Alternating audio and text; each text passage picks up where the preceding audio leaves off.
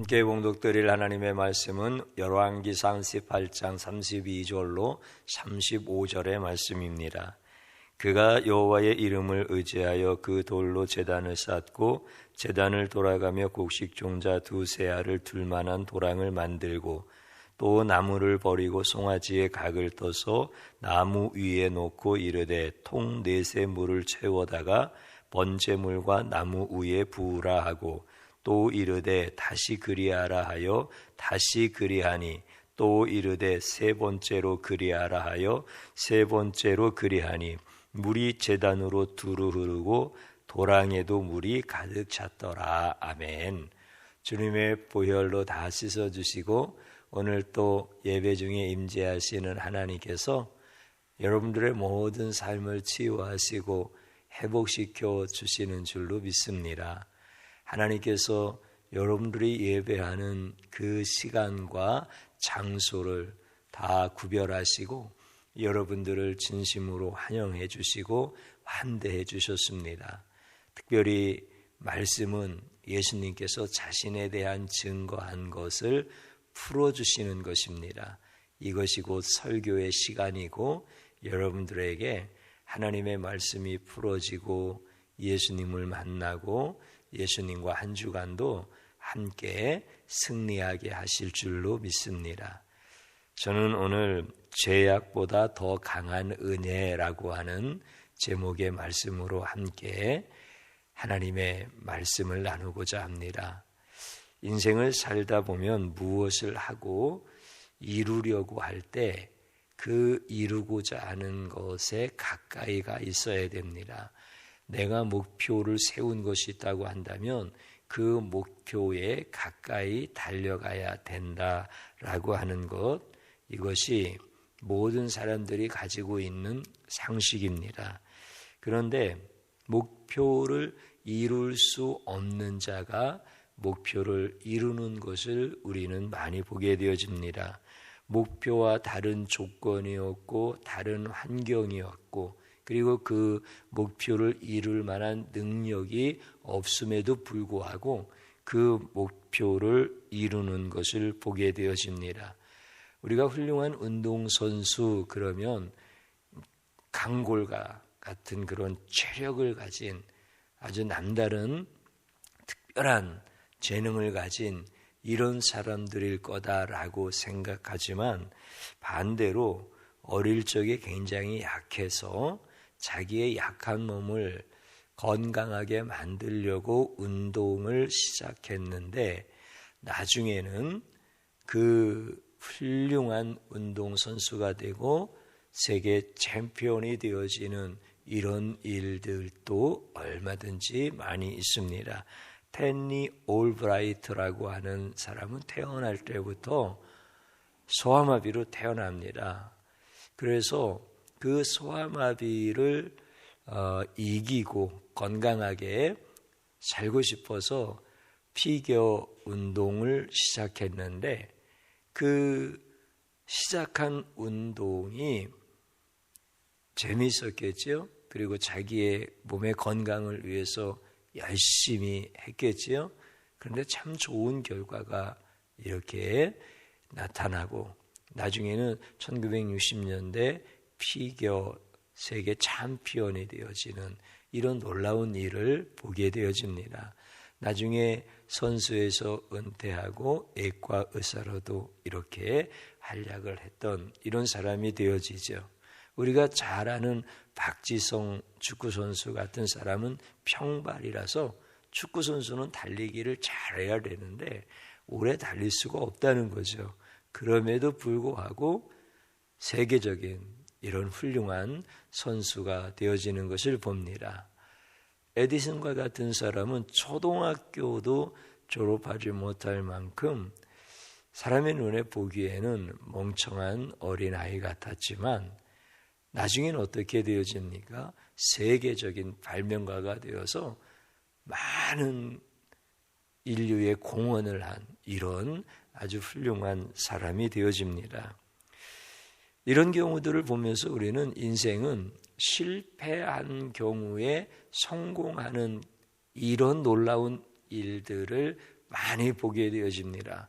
그럼에도 불구하고 많은 사람들의 생각은 인간들은 성공하기 위해서는 자기가 목표한 것을 향하여 추진하고 노력하고 애써야 된다. 앞에서 말씀드린 것과 같은 이런 말에는 귀 기울이지 아니하는 이런 것이 바로 인생의 모습입니다. 그런데 우리는 인생을 살다 보면 성공한 것 같지만 실패한 것이 인생이고 또 실패한 것 같지만 성공한 인생을 사는 것, 이게 바로 인생이다라고 하는 것을 우리는 잘 알고 있습니다. 엘리야는 제단을 준비합니다. 이제 엘리야의 차례가 되어서 하늘에서 불이 내리는 기도를 하나님 앞에 드려야 되는데, 엘리야가 제단을 수축하고 그 위에 장작더미를 놓고 그리고 그 위에 송아지의 각을 떠서 이제 하나님께서 불이 내리시기를 기도할 차례가 되어진 겁니다. 그러면 하늘에서 불이 내려와 그 제단을 사르려면 지푸라기와 같이 마른 불이 잘 붙는 이러한 소재를 갖다 놔야, 이런 재료가 주변에 있어야 불이 내리면 불이 잘 붙고 그 다음에 제단에 있는 죄물을 다 사르게 되어집니다. 그런데 이러한 상식적인 것과는 전혀 거리가 멀게 오히려 엘리야는 백성들을 향하여서 물을 길어오라고 합니다. 제단 주변에 도랑을 만들고 물을 길어다가 그리고 그 제단에 물을 부으라라고 하는 명령을 내립니다. 이것은 상식적이지 않습니다. 지금 그 사건을 보고 있는 바알의 제사장들은 기겁을 하는 겁니다. 아니, 어떻게 불이 내려서 제단에 붙으려면 있는 물기도 다 제거하고 마른 그런 불이 잘 붙는 이런 환경들을 조성해야 이게 불이 붙는 건데, 저 사람은 지금 도대체 뭐 하는 거야? 이스라엘 백성들은 엘리야가 그런 명령을 내려줄 때 당황을 하는 거죠. 지금 3년 6개월 동안 비가 내리지 않아서 이스라엘 땅에는 물이 금보다 더 귀할 때입니다. 그런데 그 제단 위에 물을 3번씩이나 부어가지고 철철 넘쳐서 파놓은 도랑까지도 물이 넘쳐서 이렇게 명령을 내린 그 엘리야의 이상한 행동 앞에 이스라엘 백성들은 당황할 수밖에 없습니다. 엘리야는 완전히 미친 행동을 하는 선지자로 보일 수밖에 없습니다. 우리가 성경을 읽다 보면 하나님의 사람들은 가끔 이렇게 사람들을 기겁하게 할 만큼, 사람들을 당황하게 할 만큼 이상하게 행동하는 이런 일들이 구약에는 종종 나타나고, 그래서 사람들을 당혹해 하는 그런 모습들을 보게 되어집니다. 태초에 하나님께서 인간을 창조하실 때 인간은 하나님의 그 신성을 충만하신 그 조물주의 그 신성을 어디에서든지 다 느낄 수가 있었고, 그것을 보고 하나님을 경배하고 하나님을 찬양하도록 그렇게 하나님께서 지어주셨고, 그들은 그렇게 하나님을 찬양했습니다. 높은 산을 보게 되어지면 사람들은 야, 저 산을 지으신 그 하나님 정말 대단하시구나, 위대하신 하나님, 그러면서 하나님을 찬양했던 것이죠. 그런데 인간이 타락을 하게 되어지니까 하나님이 보이지가 않는 거예요. 하나님을 떠난 이것이 죄예요. 이것이 타락이요. 그래서 하나님이 보여야 되는 그 눈에 하나님이 보이지가 않는 거예요. 하나님의 음성이 들려야 되는 그 귀에 하나님의 음성이 들려지지 아니하는 거예요. 그래서 높은 산을 보면 그 자연의 웅장함은 보이지만 그 산을 만드신 하나님은 보이지 않는 것, 이것이 인간의 타락인 것이죠. 그래서 산 앞에 제사를 드리는 거예요. 자연 앞에 제사를 드리는 거예요. 넓은 평야가 있으면 그 평야를 지으신 하나님을 경배하고 하나님을 찬양했던 인간이 타락하고 나니까 그 평지 앞에 제단을 만들어 놓고 그 자연이 자신들을 향해서 해를 끼치지 아니하도록 제사를 드리지 아니하면 자연에 대한 두려움이 생기고 그 자연 앞에 굴복하여서 제사를 드릴 만큼 이런 존재가 되어진 것, 이것이 바로 인간의 타락이다라고 하는 것이죠. 그래서 인간은 어떻게 살아가고 있습니까?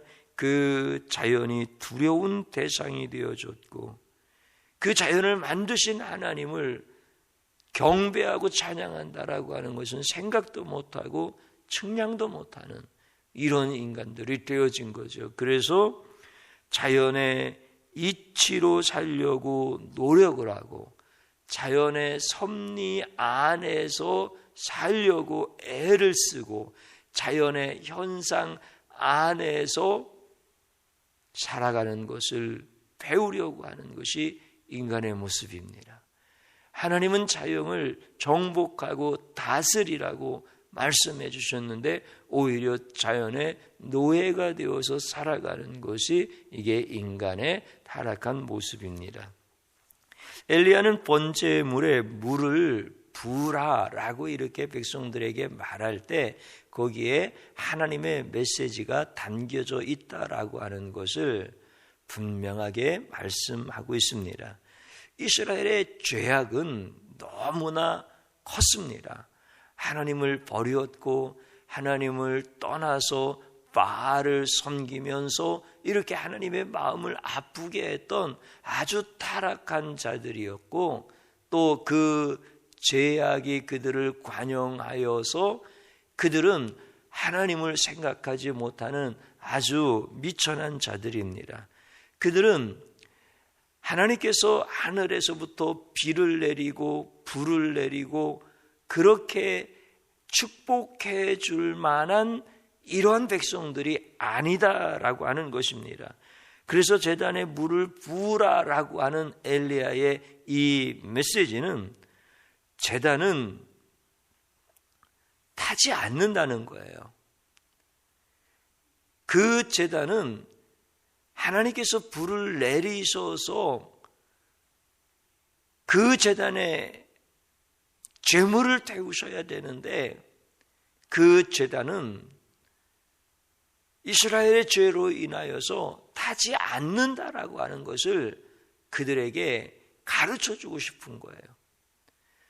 이스라엘이 거룩한 게 아니에요. 이스라엘이 하나님 앞에 복을 받을 만큼 이렇게 준비되어진 자들이 아니에요.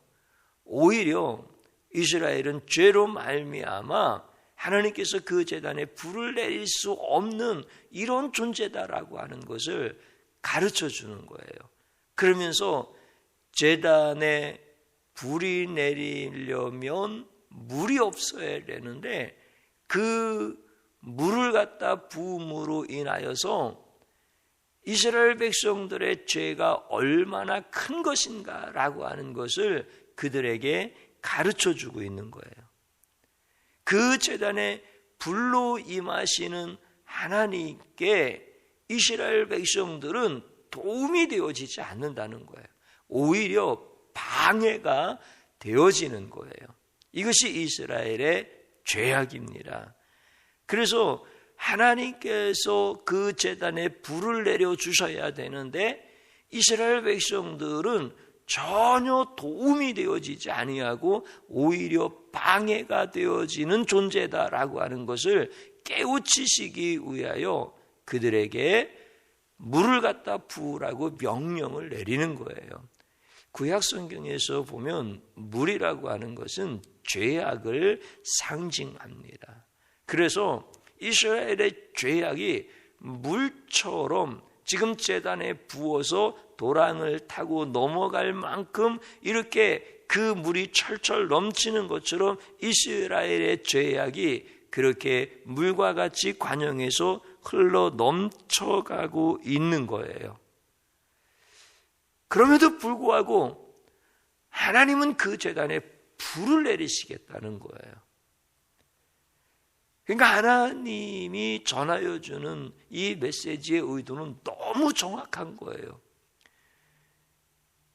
이스라엘이 경건하여서 거기에다가 하나님께서 그들의 기도를 들으시고 불로써 응답해 주시는 것이 아니라 오히려 죄악이 관영하고 전혀 불을 내릴 만한 그러한 상황이 안 되어지고 그런 조건이 되어지지 아니하지만 하나님께서는 그곳에 불을 내리시겠다라고 하는 사인이, 이런 예표가 바로 오늘 도랑에다가 물을 부으시는 이런 하나님의 메시지다라고 하는 것이죠.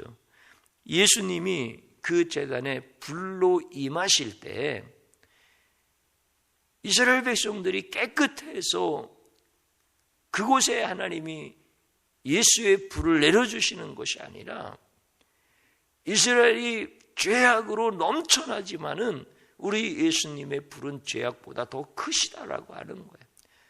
인간이 어떤 죄가 있다 할지라도 예수님의 불은 그 모든 죄악을 다 태워버리시는 강력한 불이다라고 하는 거예요. 물을 3번씩이나 갖다 부은 곳에 작은 불이 내려와서 그 제단에 제물을 태울 수가 있습니까?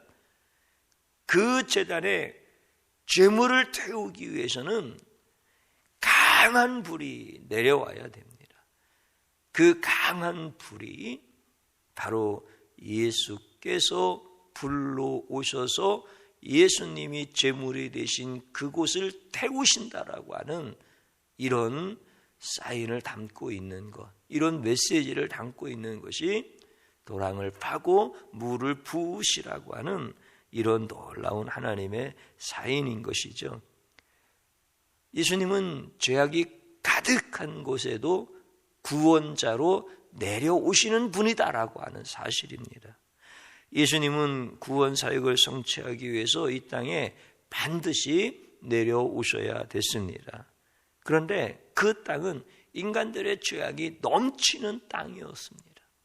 도랑에 물이 막 차고 넘치는 것처럼 예수님께서 오실 때 바로 그런 인간의 죄악 한가운데로 내려오시는데 예수님의 불은 그 모든 죄악의 물들을 다 태워버리시더라는 거죠. 그리고 그 모든 구원의 사역을 성취하시는데 누구의 도움도 받지 아니하시고 홀로 성취하시는 것이 바로 예수님의 구원 사역입니다. 예수님은 인간이 아니십니다. 예수님은 피조물이 아니십니다. 예수님은 하나님과 동등한 본체이십니다. 예수님의 구원 사역은 그렇기 때문에 인간이 배신을 하고 인간이 추하고 인간이 죄악으로 인해서 타락했다 할지라도 바뀌어지지 않습니다. 포기하지 않으십니다. 전능하신 하나님의 그 동등한 신성을 가지고 이 땅에 오셔서 그 구원 사역을 이루시는 겁니다. 예수님은 인간처럼 변덕스럽지 않습니다. 예수님에게 있는 하나님의 그 신성으로 번제물을 다 태우시는 거예요.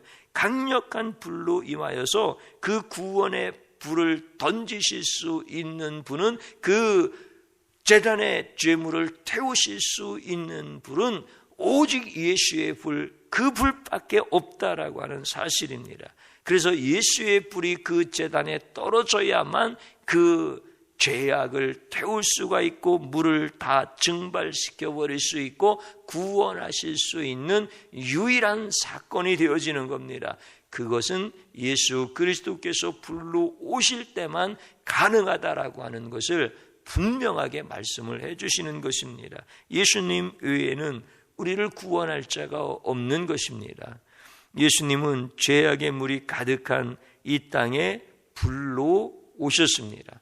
예수님도 스스로 그렇게 말씀하셨습니다. 내가 이 땅에 불을 던지러 왔노라.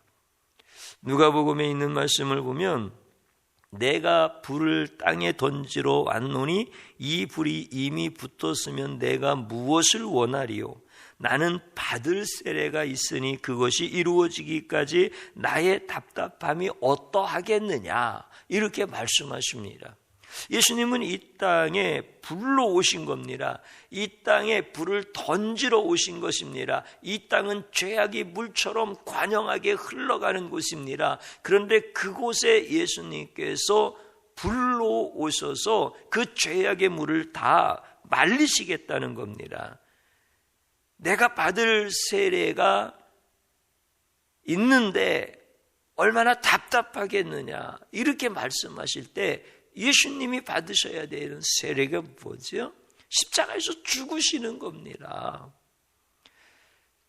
예수님께서 십자가의 제물이 되시고 예수님이 제물이 되신 그 제물을 불로서 태우시는, 이것이 예수님이 받으셔야 될 세례입니다. 그게 인간의 몸을 입고 오신 예수님께서 그 불을 던지시려고 할 때 그 불을 던지러 오시는 그 자체가 예수님에게는 이게 얼마나 참 받을 세례가 이루어지기까지 얼마나 참 답답하고 힘들고 고통스러운 부분들입니까? 그래서 예수님은 이 땅에 제물을 태우시는 불로 오시는데 고통의 불입니다. 고난의 불이십니다. 인간이 저지른 그 모든 죄악, 강물처럼 흘러가는 그 모든 죄악을 대신 짊어지시고 불을 던지시는 그 예수님이 얼마나 고통스러워, 그 끔찍한 형벌이죠. 어떤 인간도 그 일을 할 수가 없고 따라서 흉내도 낼 수 없는 것, 물이 넘치듯 죄악이 넘치는 곳에 불로써 임하시는 그 예수님, 어떻게 약한 불을 가지고 태울 수가 있겠습니까? 강한 불이어야 죄악의 그 모든 불을 태울 수가 있습니다. 그래서 예수님은 큰 불이시고 자신을 집어삼키는 큰 불로 오신 그 예수님, 스스로 죽음에 이르렀고 예수의 그 죽음은 모든 죄악을 다 용서하시고 구원하시는 큰 불이 되어지는 것입니다. 예수님이 이 땅에 오실 때 타락한 인간은 예수님의 구원 사역을 돕는 자들이 아무도 없었습니다. 오히려 방해했고 막으려고 했고 인간들의 죄악에 의하여 여러 차례 맡길 뻔했습니다. 그러나 예수님은 개의치 아니하시고 그 길을 향해서 걸어가십니다.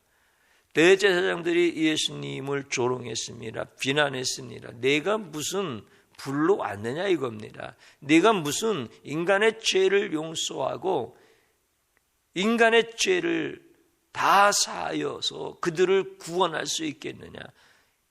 제사장들이 그렇게 예수님의 구원 사역을 비방했잖아요. 조롱했잖아요. 방해했잖아요. 밖에만 그렇습니까? 예수님의 제자 안에서도 이런 일들이 있었습니다. 그래서 가룟 유다는 예수님을 배신하고 대제사장 편에 서게 되어집니다. 그의 악함으로 인하여 예수님의 구원 사역을 방해하였지만 예수님은 개의치 않았습니다.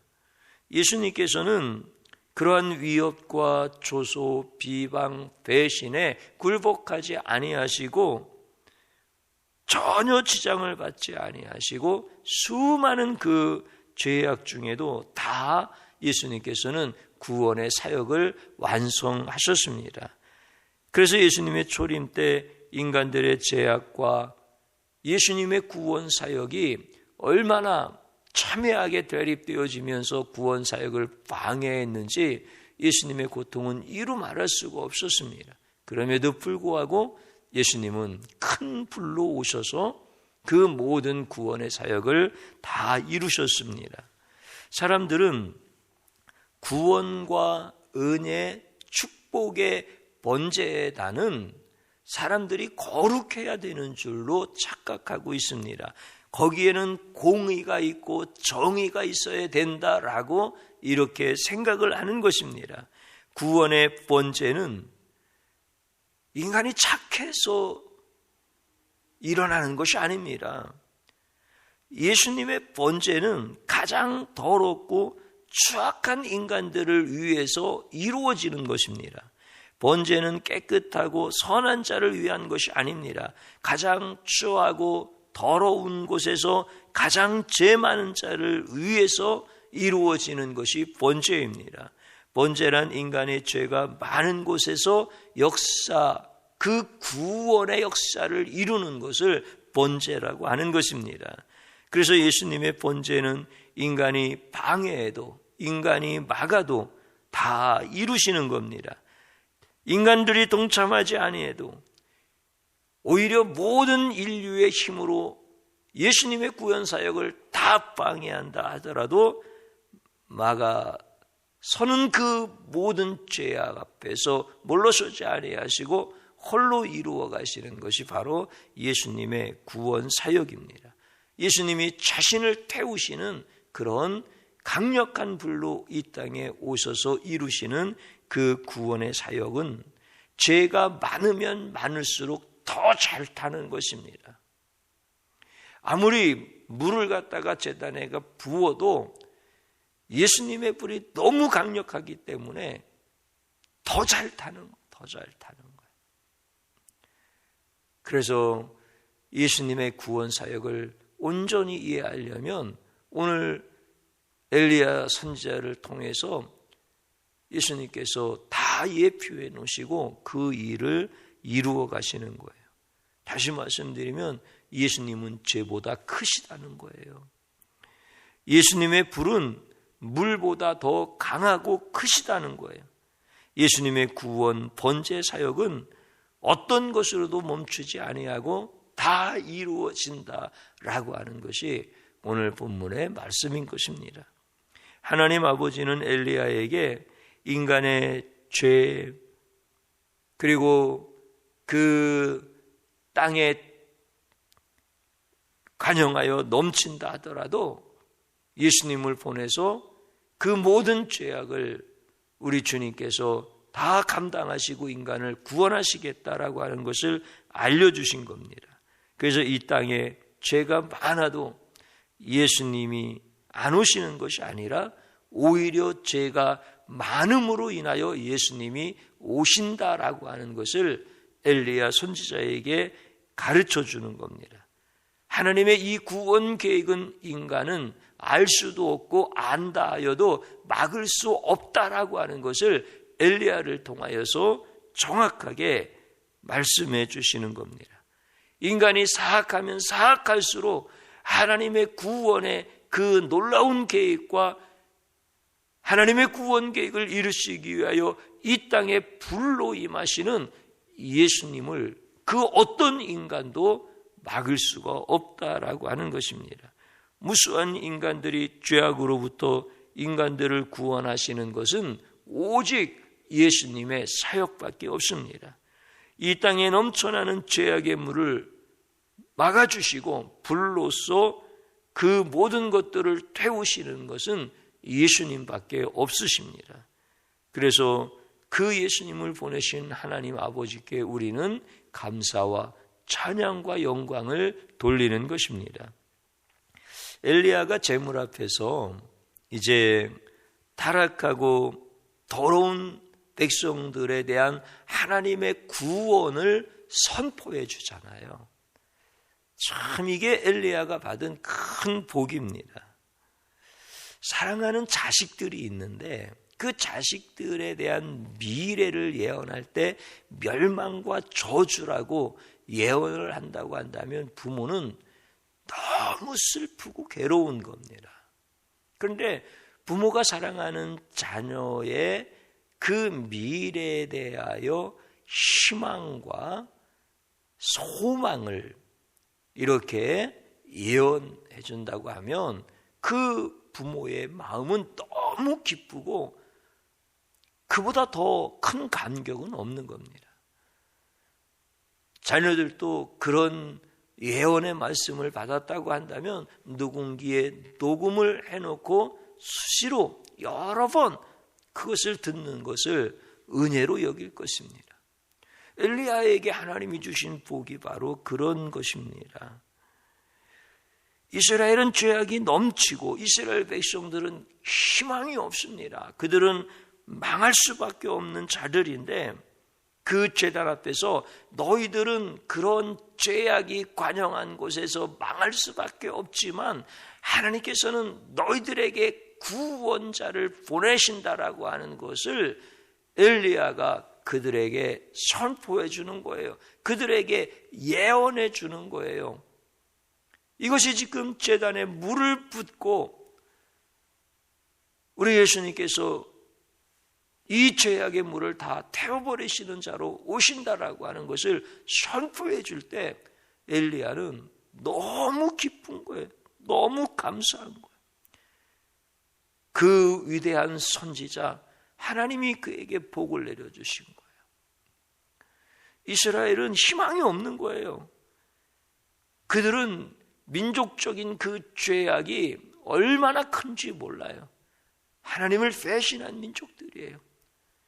그런데 그들의 수치를 드러내지 아니하고 그들의 죄악이 그렇게 도랑을 넘치는 물처럼 그들을 쓸고 내려갈 때 하나님은 엘리야를 통하여서 너희에게 희망이 있다.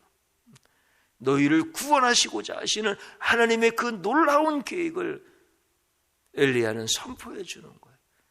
그래서 아합에게 쫓겨서 두려워하고 그리고 숨어서 지내는 이런 선지자의 모습이 민족의 지도자가 되어서 그들에게 하나님의 구원을 선포해 줄 때 그들은 엘리야를 얼마나 존경하고 위대한 선지자로 그를 따르는 이런 은혜를 하나님께서 주시는 거예요.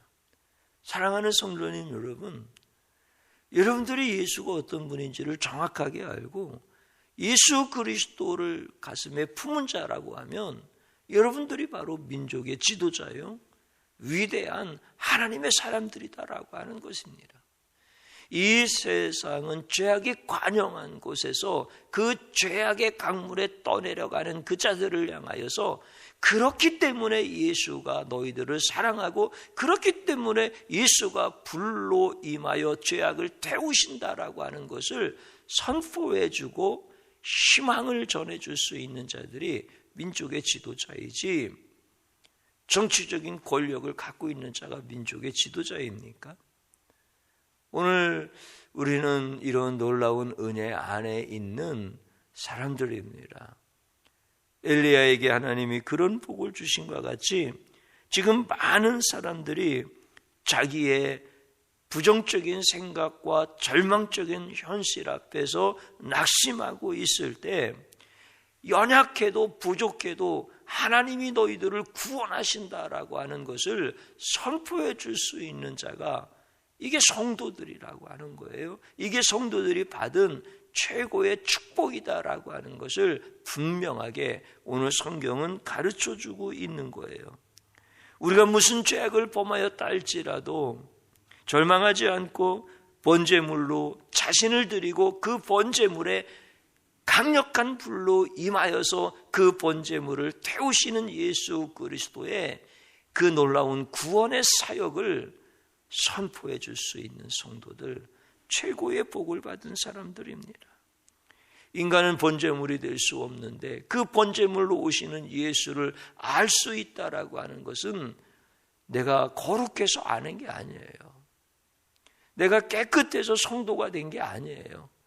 내가 더럽지만 나는 알 수 없지만 우리 하나님께서 나를 사랑하시고 나를 택하시고 나의 눈을 열어주셔서 성경을 보게 하시고 깨닫게 하여 주셔서 나의 죄악을 용서하시고 하나님의 자녀 삼으신 그 하나님께서 예수가 너를 구원했던 것처럼 예수의 그 강력한 불만이 죄악의 모든 더러운 것들을 태울 수 있다라고 하는 것을 자신 있게 전할 수 있는 이런 축복의 자리로 우리를 인도해 주셨으니 이게 가장 큰 복이라는 거예요.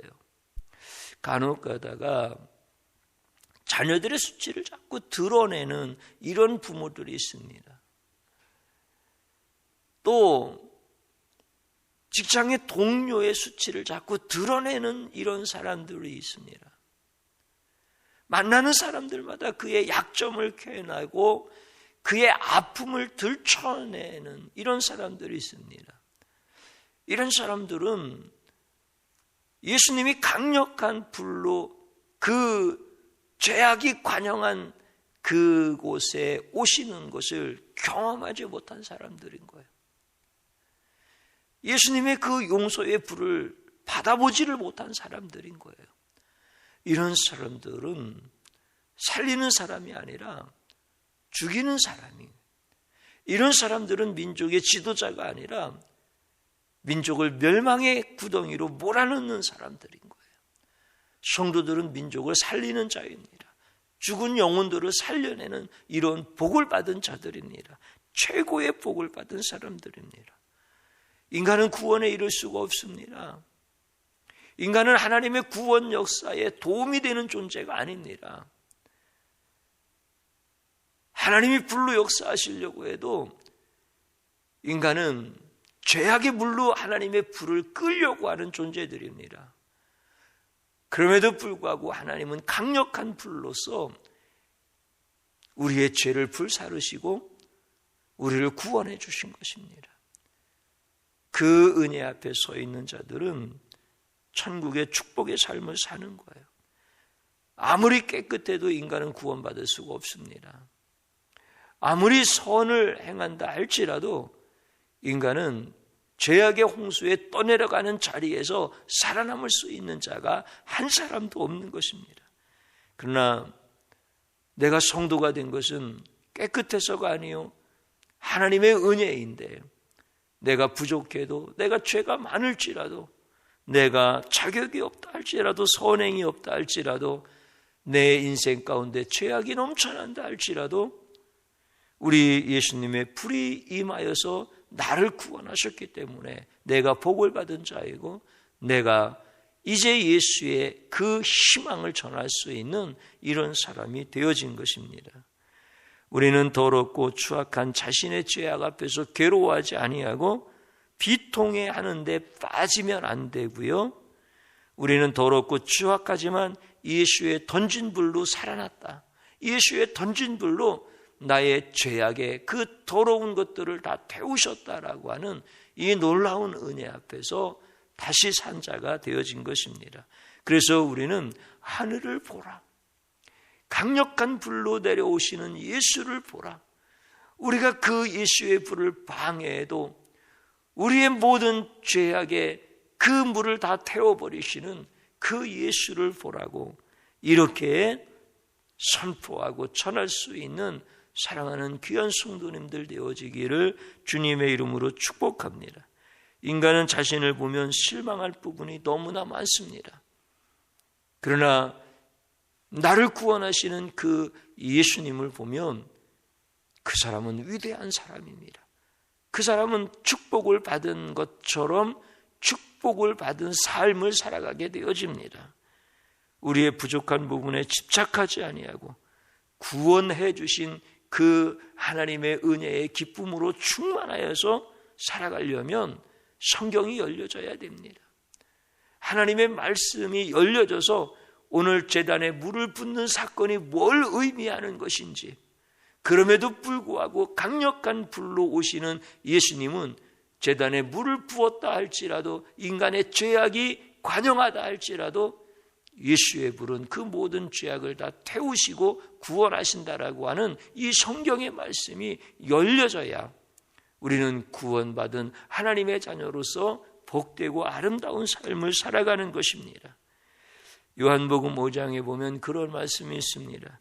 진실로 진실로 너희에게 이르노니 죽은 자들이 하나님의 아들의 음성을 들을 때가 오나니 곧 이때라. 듣는 자는 살아나리라. 성경은 하나님의 말씀이요 예수님의 음성이십니다. 우리의 영혼이 살아나는 것은 그분의 음성을 들을 수 있기 때문에 그렇고, 우리의 영혼이 풍성해지고 우리의 인생에 행복한 삶을 살고 민족의 지도자로서 구원받을 자들에게 예수의 복음을 전해줄 수 있는 것은 예수님의 음성이 뚜렷하게 들리기 때문에 그런 것입니다. 그래서 그 음성을 듣는 자는 살아날 것이요 그 음성을 들을 때가 바로 이때다라고 우리에게 분명하게 말씀을 해주십니다. 세상을 살 때 이 하나님의 음성을 들을 수 없는 사람, 하나님의 아들이신 예수님의 음성을 들을 수 없는 사람은 축복과 저주가 무엇인지 분간을 못하며 살아갑니다. 사랑하는 성도님 여러분, 축복은 무엇입니까? 나를 구원하신 이 땅에 불러오신 예수 그리스도를 알고 그분과 함께 있는 것, 그분을 느끼는 것이 축복입니다. 저주는 무엇입니까? 이 안간에 송아지가 가득하고 우리의 가축대가 많고 밭에 소출이 많다 할지라도 예수가 느껴지지 않는 거예요. 죽음이 두려운 거예요. 흙으로 돌아가는 저주의 마지막 그 순간을 두려워 공포에 떨고 있는 자들을 저주받은 자라고 하는 거예요. 이것은 하나님의 음성이 들려지지 아니하고 하나님의 아들이신 예수님을 증거하는 그 말씀이 열려지지 아니하면 축복과 저주의 그 차이도 분별하지 못하고, 축복의 인생은커녕 저주의 인생을 살아가면서 허덕이는 인생이 되어지는 거예요. 그런데 성경의 말씀이 풀어지고 예수님의 음성을 듣는 사람들은 이제 저주의 인생이 아니라 축복의 인생을 살아가는 것입니다. 우리는 이제 예수님을 알아야 될 권리가 있습니다. 예수님을 깊이 알 수 있기를 주님의 이름으로 축복합니다. 그래서 재난에 불로 임하시는 강력한 예수님, 우리의 죄악이 물처럼 흘러넘친다 할지라도 방해받지 아니하시고 오셔서 우리를 구원하시고 우리를 세우시는 그 예수님, 이분을 깊이 아시고 한 주간도 승리할 수 있기를 주님의 이름으로 축복합니다. 저를 한번 따라서 해보시기 바랍니다. 깨끗해야 구원받는다는 선입견 때문에 의식하며 살아온 죄를 용서하소서. 회개의 기도를 들으시고요. 또 한번 따라서 하십시오. 죄악이 관영한 이 땅에 예수님을 보내신 하나님께 감사드립니다. 죄인을 구원하시려고 속죄의 제물로 오신 예수님을 찬양합니다. 아멘. 마지막으로 한번 더 따라서 해보십시오. 스스로 의로운 척하며 예수님의 음성을 거부하면 인생의 문이 닫히고, 죄악의 물처럼 나를 덮쳐도 예수님의 음성을 들으면 인생의 문이 열린다. 아멘. 주님 한번 부르고 기도합니다. 주여 감사합니다. 오늘 또 우리에게 주신 귀한 말씀을 붙잡게 하시니 고맙습니다.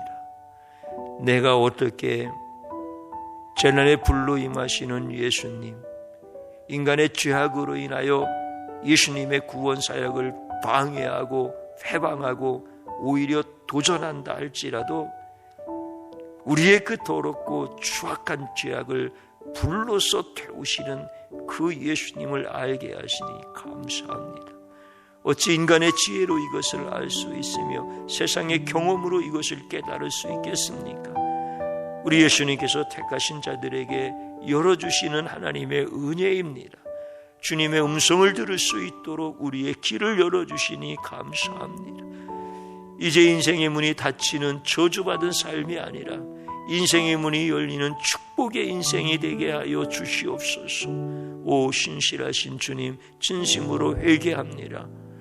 내가 의롭고 깨끗해야만 불이 임할 줄 알았는데 이렇게 깨닫지 못하고 애식하며 살았던 죄악을 용서하여 주시고, 내가 더럽기 때문에, 내가 추악하기 때문에 오히려 내가 예수님의 구원 사역에 도움이 되어지지 않기 때문에 내게 오셔서 죄악을 불러 태우시는 예수님을 찬양합니다.